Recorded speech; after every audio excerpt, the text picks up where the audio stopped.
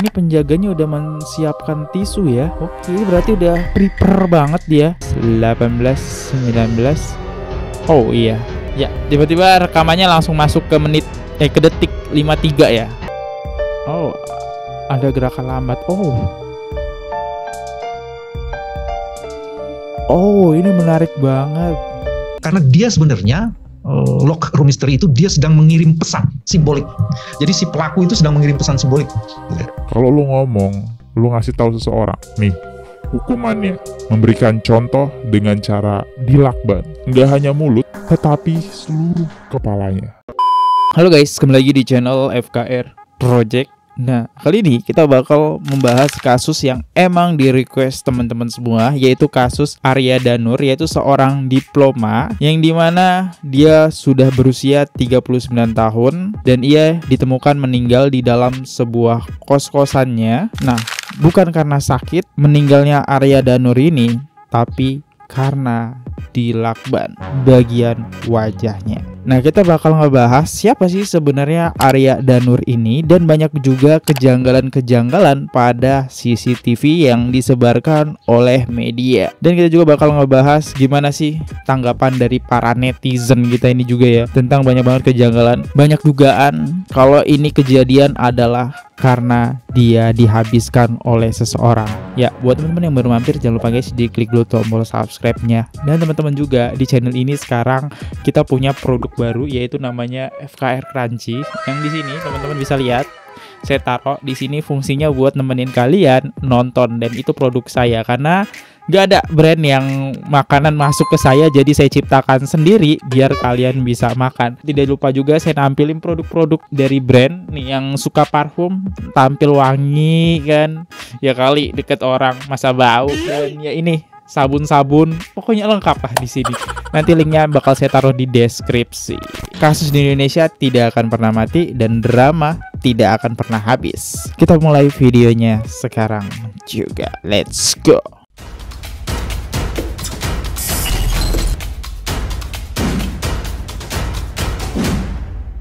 Baik teman-teman, di sini aku udah mencari siapakah sosok diplomat Kemenlu yang tewas di kos menteng di mata rekannya ya. Dan ini aku sumbernya dapat dari Detik News ya. Nah, kita coba cari tahu dulu sebelum bahas kasus di dalamnya, tapi kita harus mengenal siapa sih Arya Danur yang bakal kita bahas dan gimana sih sosok dia ini sebenarnya ya. Seorang diplomat fungsional muda di Kementerian Luar Negeri dalam kurung Kemenlu berinisial ADP, 39 tahun, ditemukan meninggal dunia secara tidak wajar di kamar kosnya di kawasan Menteng. Lokasinya itu Jakarta Pusat. Pekerjaan diplomat adalah cita-citanya. Dia juga menulis buku inspiratif dengan judul Diplomat Pertama, sebuah pencapaian cita-cita. Dan lanjut lagi, apa sih tugasnya si Arya Danur ini? Selama mengabdi untuk negeri, almarhum bertugas di Direktorat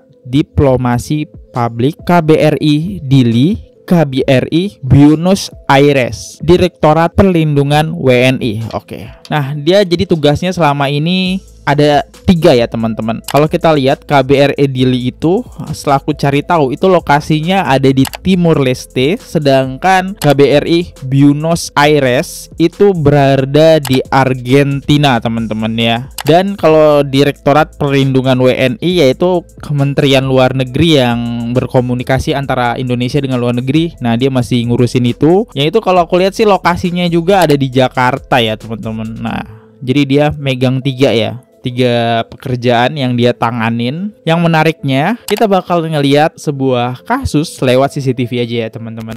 Kalau kita lihat dari CCTV ini terdapat jam 23.21 dan pada tanggal 7 bulan 7 2025.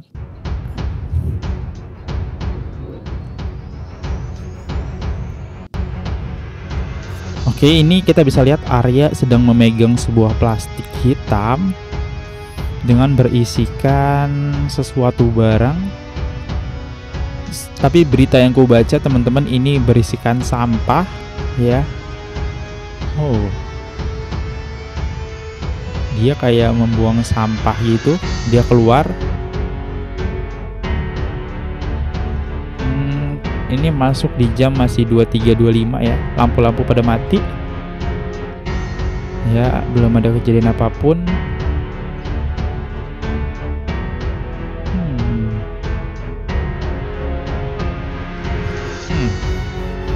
Oke, nggak lama itu balik. Sekian detik balik ya.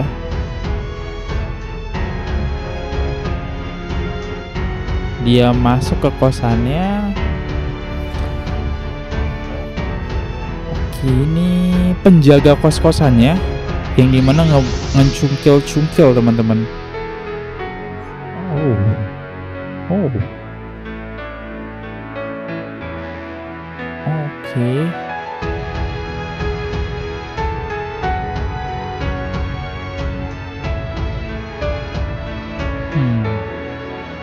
Ini udah jam 7 ya, jam 7 pagi teman-teman. Ya, jendelanya kebuka.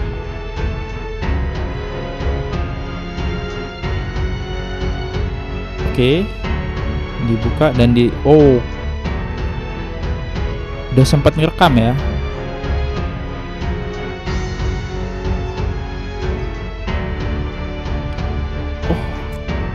Bentar. Ini penjaganya udah menyiapkan tisu ya. Oke, berarti udah prepare banget dia. Apa udah kelihatan ya dari jendela kondisi area ini? Pintunya dibuka dari dalam. Ada kuncinya ya dari dalam.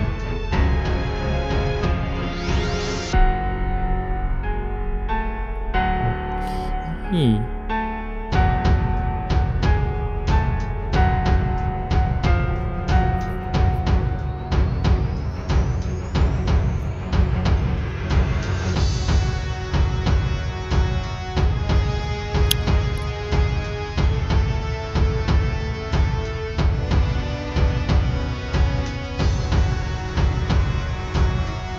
Ini lagi ngapain ya? Lagi ngotak-ngatik kunci ya?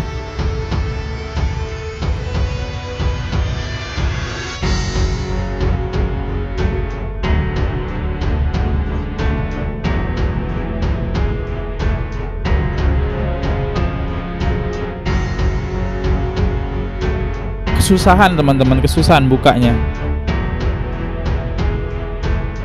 Kenapa lama banget ya bukanya? Oke.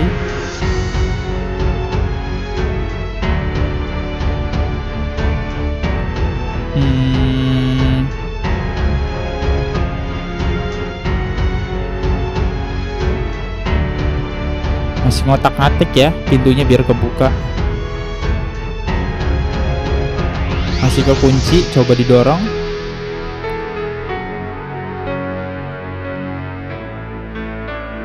Oke, kosannya udah mulai kebuka. Oke, ini kelihatan panik ya. Ambil HP.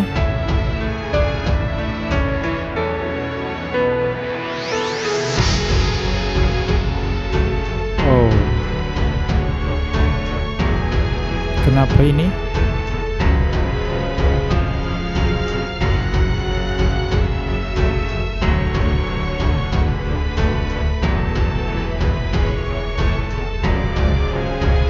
Masuk dan coba ngerekam.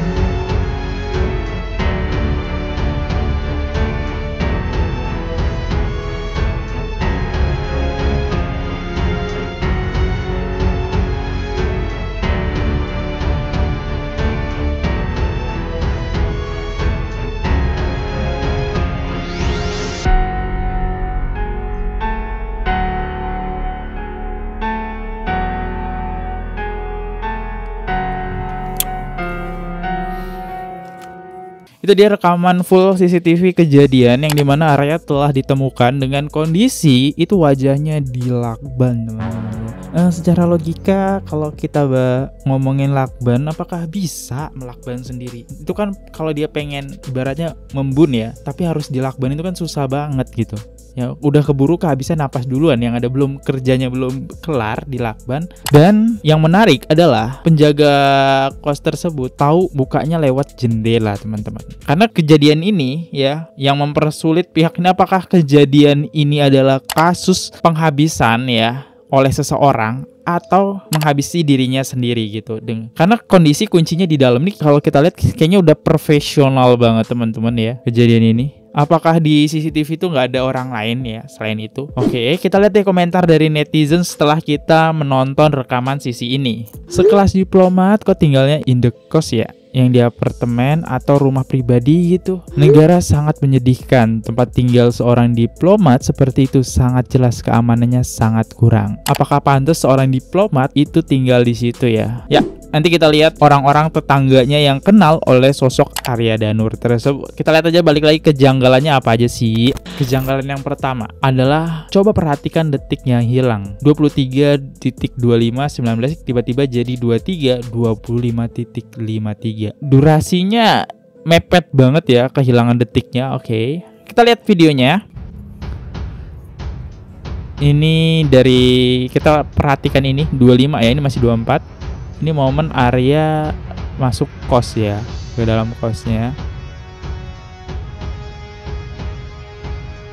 Oh bukan, ini buang sampah. Kalau nggak salah dia emang buang sampah teman-teman. Buang plastik, apa megang plastik tuh. Detiknya masih lumayan jauh sih. Tapi kita perhatikan lagi, fokus ke sini ya teman-teman. 5, 6, 7, 8, 9, 10, 11, 12, 13, 14, 15, 16, 17, 18, 19. Oh iya. Ya, tiba-tiba rekamannya langsung masuk ke ke detik 53 ya. Lumayan sih buat 30 detik buat orang masuk ke tempat dia dengan durasi 30 detik. Ya, bisa, sangat bisa. Kalau dia udah sembunyi di situ langsung set masuk ya. Bisa. Nah, kita lihat komentar tanggapan netizen. Tahu kan dia diplomat, udah pasti dia pegang semua rahasia yang ada di negara ini. Ngeri kerja begitu. Kayak di drakor ketebakan siapa yang main weh. Tahu lah ya kalian, masa nggak tahu? Apalagi nih diplomat yang masih aman tahu kasus-kasus besar. Yuk segera bikin FT, terus kasih ke keluarga atau bikin teka-teki biar netizen yang ungkap. Nanti FT-nya kalau emang terjadi apa-apa. Oke, ini kayak drakor gitu ya ceritanya. Kalau ya ini komennya next. Kalau memang Pak Arya bukan orang biasa, bisa jadi Pak Arya ngekos untuk keamanan keluarganya. Ini menurut aku kayaknya ini kejahatannya profesional banget deh. Kalau emang ini kejadian kejahatan ya teman-teman, ini kan masih belum ada rilis resmi ya. Masa nggak kepantau CCTV ya? Sedangkan CCTV di sana tuh banyak. Nanti saya sepilin deh CCTV-nya yang mana aja. Temuan baru soal kematian diplomat muda Kemenlu. Penjaga kos sempat cek kamar korban. Ini dia. Oke, mondar-mandir. Ya, yang dilihat cuma satu kamar aja ya teman-teman.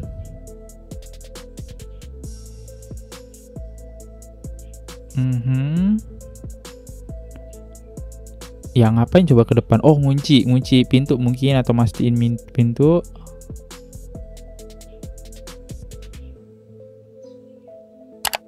Oh dia lihat lagi guys. Ngelihatnya di satu kamar doang ya, menarik. Dalam video rekaman CCTV terlihat penjaga ya tadi. Oke. Ini telepon mungkin dia nggak sadar kalau ini kena CCTV ya. Kenapa dia harus berhenti di situ? Tuh. Oke, dia kayaknya nggak sadar deh kena CCTV. Soalnya kan CCTV itu white ya teman-teman. Ini teleponan sama siapa ini?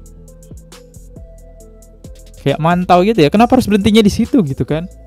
Kalau emang pengen mantau ya langsung aja lihat kondisi kamarnya.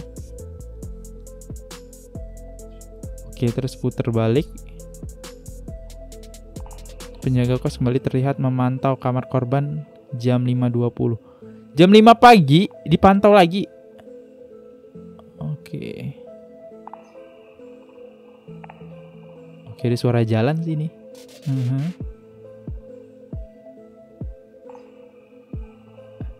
Jam 5 loh, itu masih subuh-subuh banget loh. Bawa apa ini?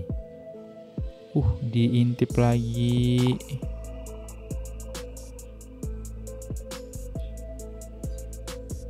Megang sapu.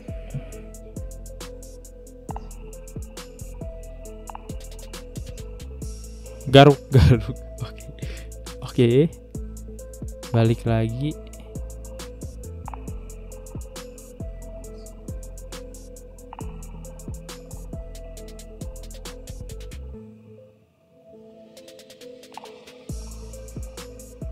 Ya, kita lihat komentar dari netizen atas video ini ya. Ada kejanggalan kenapa penjaga ini bolak-balik gitu ya. Kalau emang penasaran sebagai orang penjaga berhak dong ngintip-ngintip ke kamarnya gitu. Apakah ada orang apa enggak? Tapi hanya mindik-mindik ya. Ngelirik-ngelirik gitu doang ya. Ya, kita lihat komentar netizen.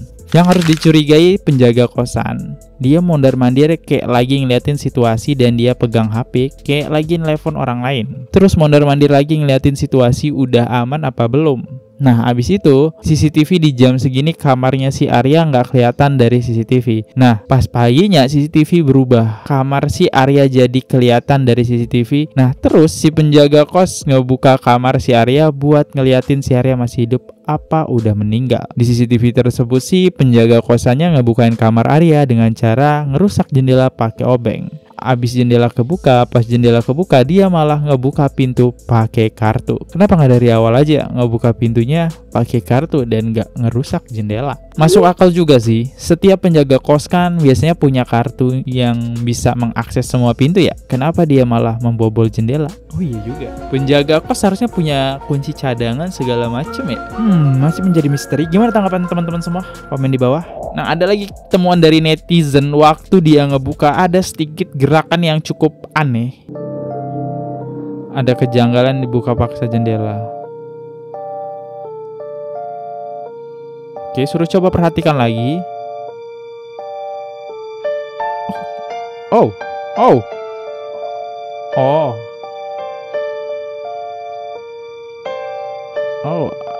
Ada gerakan lambat. Ini menarik banget.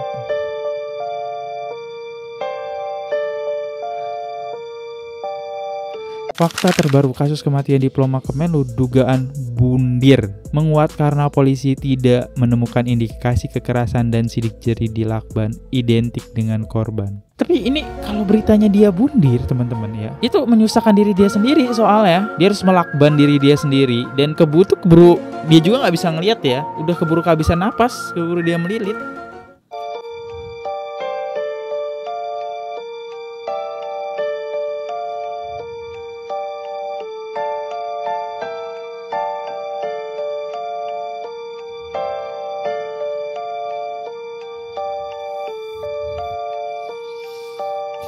Kejanggalannya di sini ya. Kenapa ini ada gerakan? Kalau saya perhatikan, teman-teman kita bahas. Ya, ini hordeng ini ya kejepit oleh jendela. Apa pelakunya lewat jendela sehingga hordeng ini masih keselip terus nutup pas dibuka, makanya hordeng ini bergeser. Kita lihat. Nah, kalian bisa lihat, bahkan kalian bisa lihat sekali lagi dia kejepit jendela. Terus waktu kebuka dikit, hordengnya langsung turun.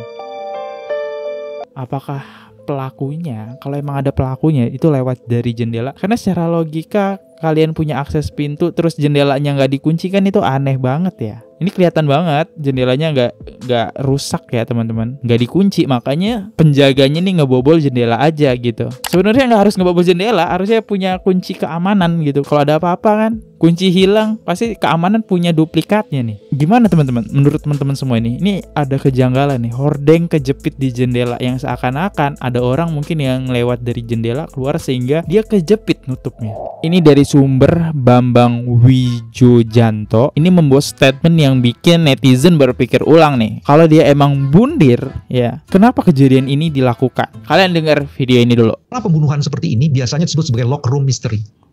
Dalam berbagai tulisan teori kriminologi. Dalam teori kriminologi. Kenapa? Karena dia sebenarnya lock room mystery itu dia sedang mengirim pesan simbolik. Jadi si pelaku itu sedang mengirim pesan simbolik. Lock room mystery itu. Maka kemudian yang harus dibaca pakai teori-teori pembunuhan, polanya itu yang paling dibaca pertama kali itu adalah bagaimana kejahatan itu dilakukan. Itu kan mesti lihat. Tadi dijelaskan bahwa korban, siapa namanya Pak Daru tadi ya, Pak Arya. Daru. Arya itu kan mulut wajahnya dilakban. Nah ini bagi kalangan kriminolog disebut sebagai simbol pembungkaman. Lagi dibungkam nih Pak. Dan pesannya kepada orang lain ya melalui korban itu yang bicara dan membocorkan informasi ini kayak gini nih. Warning ya, semacam warning. Pasti diplomat tahu lah, masa nggak tahu. Ya saya harus diplomat.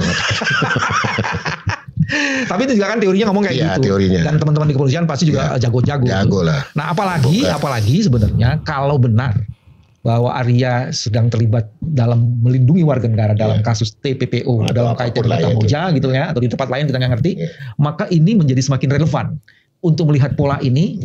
Apakah pembunuhnya ini sedang mengirim signal dan pesan. Jadi pesannya, lu bicara, gue timpe, gue bungkam lu. Saya nggak berani mendahului. Biarlah yang bermenang aparat. Tapi yang kedua nih Pak yang menarik itu disebut dengan setting ruang terkunci.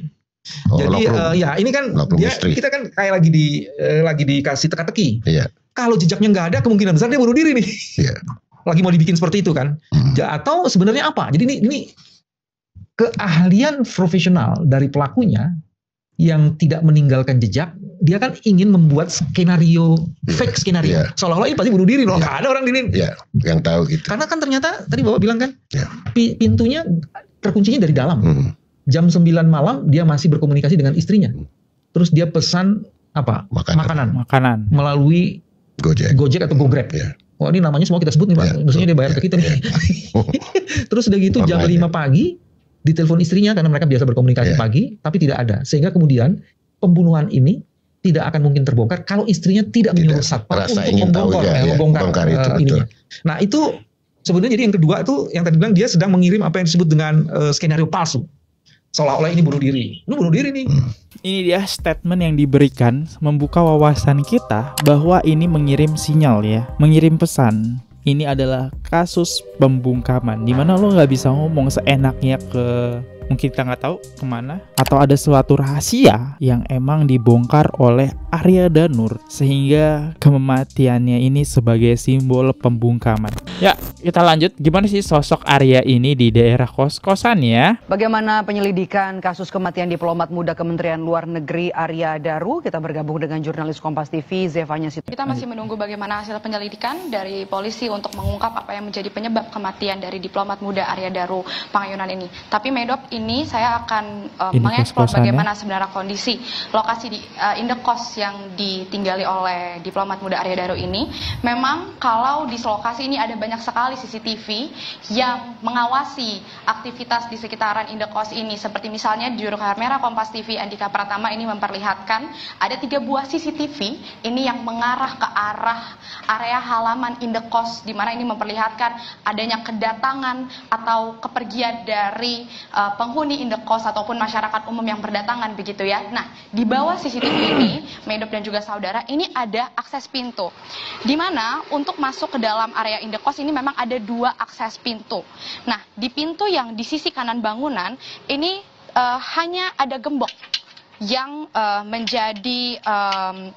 menjadi salah satu sistem keamanan begitu untuk penghuni yang akan masuk ke area indekos. Nah, ini berbeda Medop dengan pintu yang ada di sisi kiri bangunan, di mana memang ada 2 pintu ini yang bisa digunakan para penghuni. Kalau di sisi yang sebelah kiri ini sistem keamanannya cukup lebih ketat. Kenapa saya katakan begitu? Karena untuk masuk saja ke area indekos ini, penghuni indekos ini harus menempelkan sidik jari atau semacam kartu akses begitu ya untuk masuk ke dalam area indekos.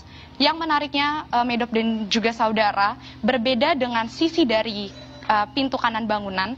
Kalau dari arah sisi kanan ini terlihat CCTV mengarah ke area sisi kiri halaman begitu, tapi kalau dari sisi kiri bangunan ini tidak terlihat adanya CCTV yang mengarah ke pintu masuk dari sisi kanan bangunan begitu ya. Jadi memang tidak terpantau bagaimana aktivitas yang bisa terjadi dari pintu sisi kanan bangunan, karena tadi hanya gembok yang menjadi sistem keamanan dari pintu masuk sisi kanan, dan juga tidak ada CCTV yang mengarah dari arah sisi kiri begitu. Oke. Di poin ini jurnalisnya itu menjelaskan bahwa bisa ada kemungkinan orang masuk lewat sana karena satu, aksesnya sangat mudah, cuma gembok saja. Terus CCTV nggak ada yang arah ke sana, yang arahnya hanya satu arah dan tiga-tiganya ngarah ke satu arah semua. Nggak ada arah yang berlawanan bisa ngarah pantau ke pintu itu. Ya tapi balik lagi, orang ngekos masuknya lewat pintu tersebut yang keamanannya udah cukup bagus ya. Tiga CCTV, bahkan ada sidik jari, fingerprint dan kartu. Nah, memang Medop, dari kabar terbaru yang kami juga himpun begitu, ini terlihat bagaimana lokasi area indekos dari kamar korban. Memang kalau dari informasi terbaru kami melihat ini ada info sekitar pukul setengah 1 malam 00:27 waktu Indonesia Barat dini hari Selasa ini polisi baru saja merilis lagi CCTV terbaru. Ini terlihat ada rekaman. Oh, belakangnya ini dapur ya teman-teman ya. Ruangan apa itu belakangnya? Kalau aku lihat ada meja makan sih teman-teman. Di mana seorang pria yang diduga ini merupakan penjaga kos ini sempat mondar-mandir begitu di depan kamar kos 105 yang saat ini terlihat ada garis polisi yang membentang di depan pintu kos. Ini sempat melihat-lihat bagaimana aktivitas melihat ke arah kamar dari Arya begitu. Nah, ini yang masih diselidiki tentunya karena terlihat juga penjaga pria ini memegang ponsel dan terlihat sedang menelepon seseorang ketika ia sedang mondar-mandir di depan kamar milik Arya. Nah, tentu kita akan menunggu Medop dan juga saudara bagaimana ini hasil dari penyelidikan polisi nantinya, yang tentu ini seharusnya bisa menjadi titik terang atau menjadi jejak baru begitu ya untuk mengungkap sebenarnya apa yang menjadi penyebab kematiannya. Nah, tadi saya sempat... Oke, bentar. Emang agak keanehan ya. Dari malam itu yang dilihat hanya satu kamar, teman-teman ya. Dia cuma satu kamar. Bahkan 2 kali dia nengok. Saat dia jalan, entah lagi ngapain itu ya, atau masihin gerbangnya udah ketutup, 1. Dia balik lagi, penjaganya 2 ya. Bahkan ini jurnalisnya pun agak kayak merasa aneh gitu ya. Ya tapi kita nggak bisa menyalahkan dia. Kasihan juga kalau tiba-tiba dia menjadi bersalah. Dia nggak tahu kasus apa-apa. Lanjut. Berbincang juga Medop, memang di dalam area indekos ini ada sebuah toko yang dimana bisa didatangi oleh masyarakat umum begitu ya. Ini beroperasi hingga malam hari. Dari penjaga toko ini memang tadi sempat menyebut dia cukup kenal dengan sosok almarhum Arya, jadi mana memang dikatakan Arya ini cukup pendiam. Tapi untuk lebih detailnya ini sudah ada bersama dengan saya seorang penjaga toko yang berjualan di area indekos ini, ada Mas Andi. Selamat sore Mas Andi. Ya, sore. Mas Andi, ini mungkin boleh diceritakan mengenal sosok Mas Arya ini seperti apa, dan terakhir kali ketemu Mas Arya ini bagaimana? Ya, beliau sosok yang sangat pendiam. Jadi saya lumayan lama kenal sama dia, sekitar hampir ada kayaknya 2 tahun deh di sini deh. Terus dia sosoknya perfeksionis, bersihan banget orangnya, dan dia nggak banyak ngomong, dia pendiam orangnya. Dia banyak ngomong. Berapa lama nih terakhir kali Mas Andi bertemu dengan dia sampai akhirnya tahu kabar ini? Mas Andi bagaimana? Sebelum kayak sebulan sebelum dia kayak jual mobil dulu, jadi saya jarang ketemu lagi, soalnya saya pas ketemu dia sering bersihin mobilnya di sini, di parkirnya. Nah, semenjak dia jual mobil saya nggak pernah lihat.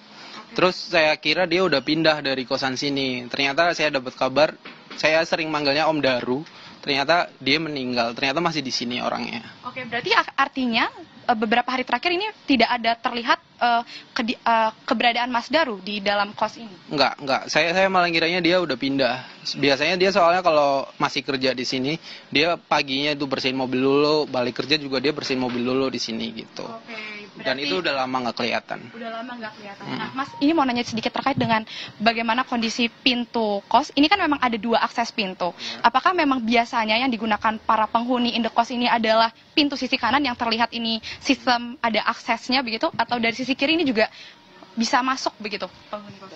Iya, biasanya di sini tuh penghuni kos selalu pakai akses di sini, dan di sini khusus buat kamar-kamar yang di sini aja. Dan di sini sebelah kanannya itu ada penghuni lain, dan masuknya itu ada pintu lain juga sama. Dan kebetulan saya yang tahu pakai akses ini doang ya, yang di situ nggak kelihatan.